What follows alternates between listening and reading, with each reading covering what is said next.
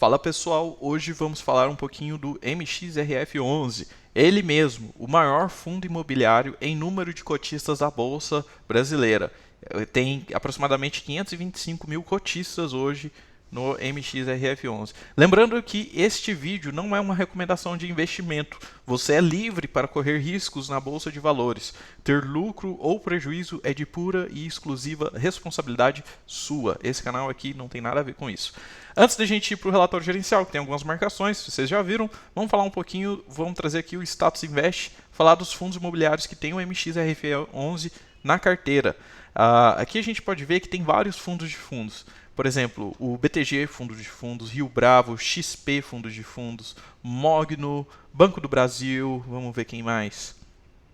MAL 11, que não é fundo de fundo, Ouro Invest, fundo em fundos, Aliança, Brasil Plural, vamos ver quem mais. Tem mais alguns aqui. Muitos. Tem vários alguns fundos de fundos e outros que não são fundos de fundos. Então, o que isso traz pra gente? Tem peixe grande que gosta do MXRF11, investe nele. Então, de certa forma, eu gosto de sempre dar uma olhada nessa informação, porque eu gosto de ver, gosto de saber quem está investindo nesse fundo, qual peixe grande está investindo.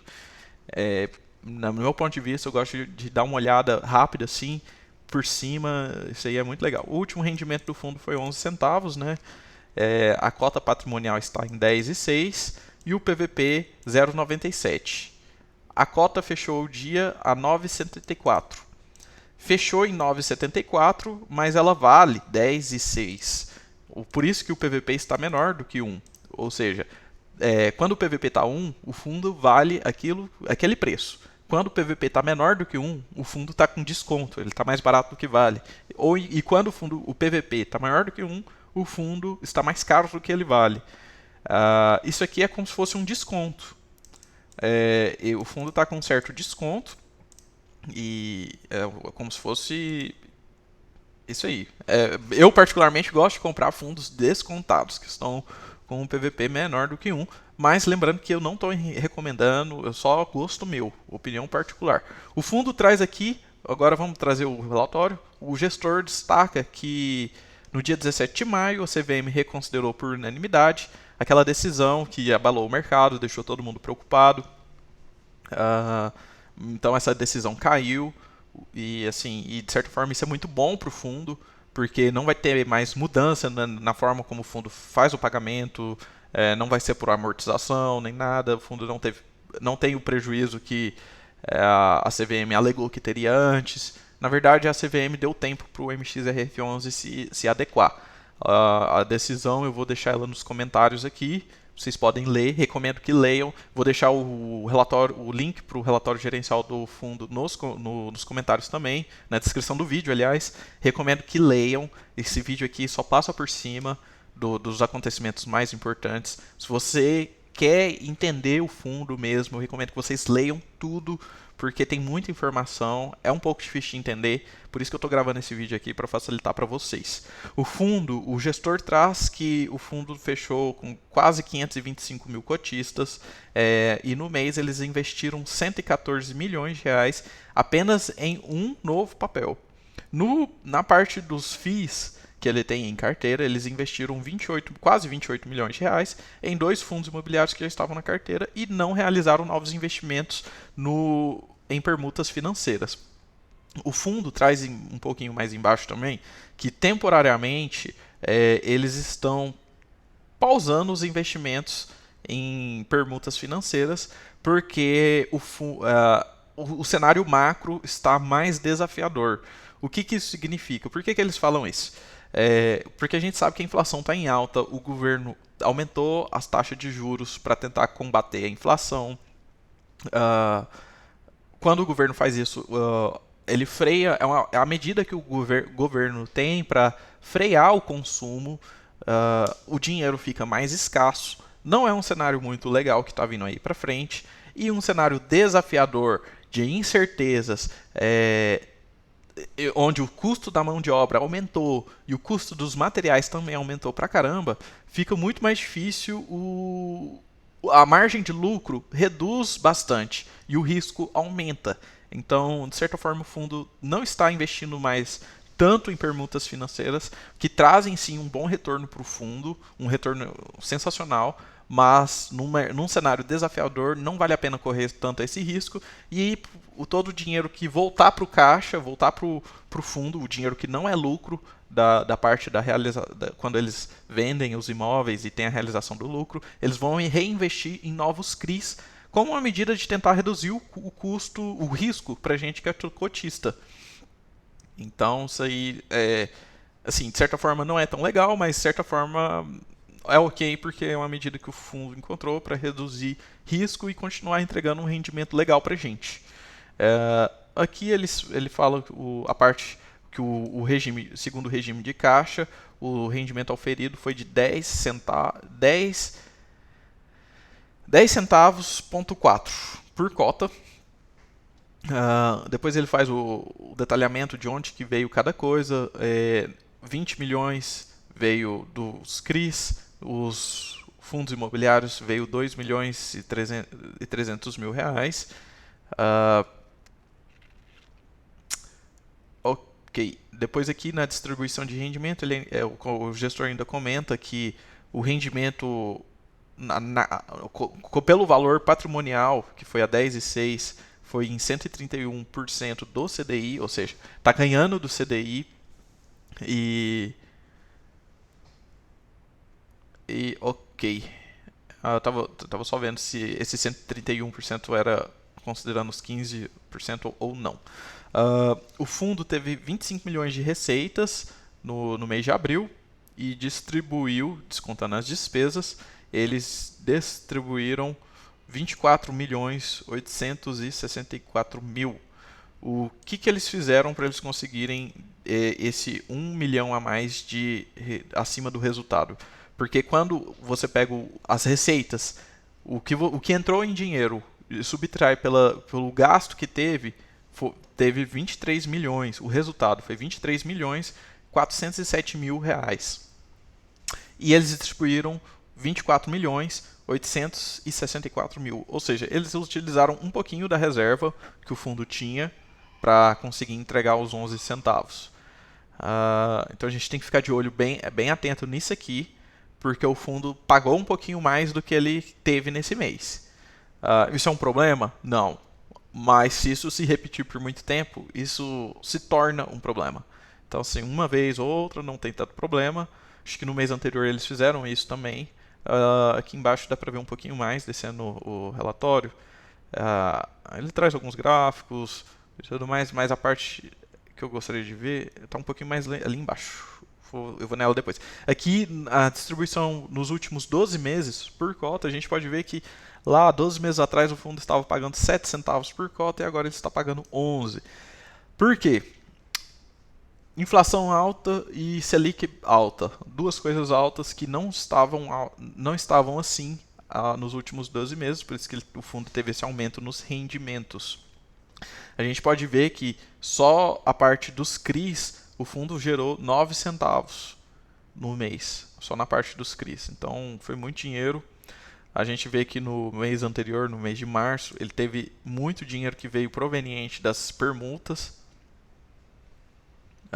Ok. E anteriormente não era tão alto assim. A gente pode ver que na parte dos CRIs, o fundo veio gerando quase 8 centavos.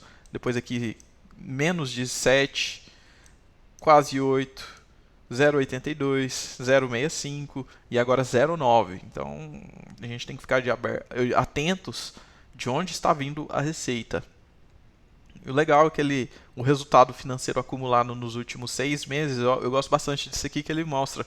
Nos últimos 6 meses, quase 8 centavos veio de permuta financeira, 0,58 veio de FIIs, 0,46, não, 46 centavos, aliás, veio de CRIs e 0,11, ou seja, 0,1,1 centavo veio de renda fixa. E ele traz também as despesas. O fundo teve 5 centavos de despesa por cota. E nos últimos 6 meses eles entregaram 55,7 centavos de rendimento. Aqui eu vou passar um pouco por essa parte porque não é muito interessante. Outra coisa interessante aqui é a carteira do fundo. Aqui a gente vê que ele tem 4% em caixa, 13% investido em outros fundos imobiliários, 11% em permutas financeiras e 72% em CRIs. O objetivo do fundo, lá no relatório gerencial no início, na primeira página, ele fala que o objetivo do fundo é ter 80% em CRIs e 20% em permuta financeira. O fundo não fala de ter caixa, não fala de ter fundo imobiliário em carteira também, mas ele está tendo. Os fundos imobiliários estão sendo vistos pelo MXRF11 como uma alternativa às permutas financeiras. Por conta da questão do cenário ter se tornado desafiador, tem muitos fundos imobiliários que estão sendo negociados mais baratos do que eles valem. E por isso o MXRF11 está entrando em alguns. Eles estão usando esse critério? Não, não necessariamente. Mas isso é algo que acontece com boa parte, está acontecendo por boa parte dos fundos imobiliários, eles estarem sendo negociados não necessariamente mais barato do que eles valem, mas mais barato do que estava alguns anos atrás. Aqui o fundo traz a taxa média pelo indexador que eles têm. A gente vê que 40% do portfólio de CRIs e permutas estão atrelados ao CDI. A taxa média do cupom é 2,55. Muita gente critica essa taxa média, fala que ela é baixa e tudo mais, mas isso é devido à qualidade dos papéis. São papéis que entregam um rendimento menor, mas têm uma segurança muito maior. Então, a parte dos CRIs que estão atreladas ao CDI são CRIs mais seguros, que traz segurança para a gente. E 59% da carteira está atrelada ao IPCA mais 7,92. É uma taxa legal, muito boa para a gente. Tem alguns investimentos que são em GPM, pré-fixados, um percentual do CDI, mas são pequenos. O expressivo mesmo é esse de 2,55 e 7,92 do CDI e do IPCA, respectivamente. Ok, aqui ele mostra o book de carteira, o book de fundos imobiliários que ele tem em carteira. A gente falou que ele investiu quase 28 milhões de reais em 2 fundos imobiliários. Na verdade, eles investiram 2,8 milhões no Guardian Logística, o GALG 11, e 25 milhões no SPVJ11, o Sucepar Varejo, famoso. Ele tem uma posição bem grande de SPVJ11, assim como outro fundo imobiliário grande também, que também tem mais de 2 bilhões de reais de patrimônio, que tem o SPVJ em carteira, que é o HGRU. A gente pode ver que o SPVJ é o maior na carteira, seguido pelo GTLG. Ele tem também IDGR, não conheço esse IDGR. GALG 11, LPLP, também não conheço o LPLP. HB, RH11, o Game 11, HGRS 11, BIM 11, RUF 11, BRCR 11 e APTO 11. Esses são os fundos imobiliários que pertencem à carteira do MXRF11. Lembrando que todos os fundos imobiliários somam um saldo de 296 milhões de reais. É muita coisa mesmo. E no book de CRIs, eles falam que colocaram 114 milhões lá em cima em apenas um CRI, que é esse aqui, o CRI Mitre. Eles também venderam alguns CRIs, eles venderam o CRI Elber, Beach Park e Vila Leopoldina, para ter um ganho de capital de 4,73 milhões de reais. E eles venderam esses fundos, esses CRIs, e compraram o Mitre por 115 milhões, é uma taxa média de CDI mais 2,3% ao ano. Aqui eles falam que o CRI é uma companhia nova listada na B3, que possui uma qualidade creditícia com rating AA pela Standard & Poor's, S&P, que é bom, bacana, interessante. O fundo aqui ele vai trazer logo em seguida a questão do vencimento dos CRIs. A gente pode ver que muitos CRIs vão vencer lá para depois de 2029, a grande maioria, 62%. Então, o fundo vai continuar rendendo mais ou menos esse valor por um bom tempo. Não o valor de 11 centavos, mas, na verdade, os CRIs que eles têm em carteira vão continuar rendendo por um bom tempo. É isso que eu quis dizer, corrigindo. Depois eles trazem esse detalhamento do CRI Heart, Acer, Urbiplan e Nex Group, que são CRIs que tiveram prejuízos, tivemos default, mas isso é pequeno, isso representa 0,6% do patrimônio líquido do fundo. Assim, apesar de ter prejuízo, ninguém gosta e tudo mais, pelo menos foi pequeno.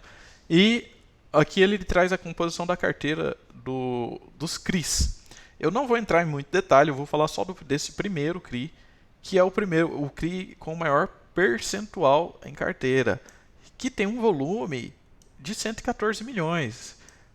Coincidentemente ou não, esse aqui é o CRI que o fundo comprou nesse mês, é o maior CRI da carteira, 5% do patrimônio está atrelado a esse CRI, mas a gente pode ver que é um CRI com um perfil high grade que eles trazem para a gente devido, não necessariamente a taxa ser menor, mas ter uma qualidade maior, qualidade AA, que eles já trazem, que o gestor traz para a gente, né?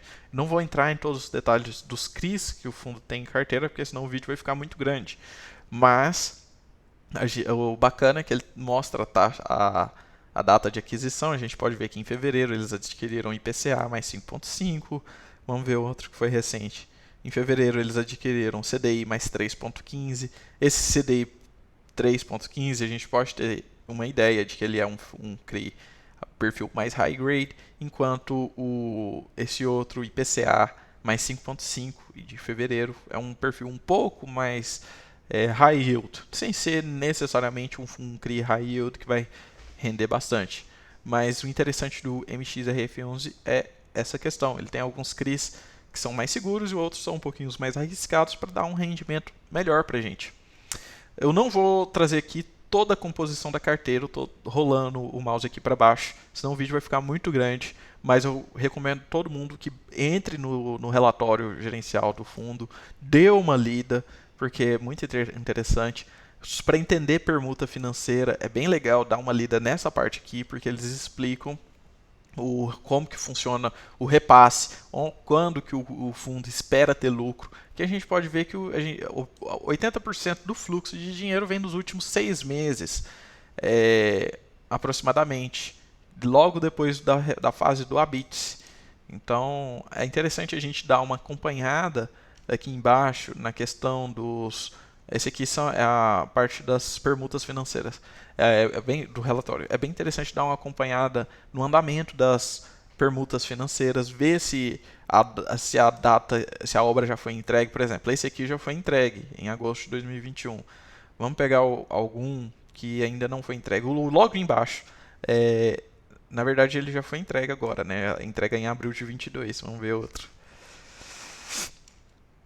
Esse aqui, Campos do Jordão, Campus 1, iniciou a obra em fevereiro de 22 e vai entregar a obra em janeiro de 2027, que está previsto.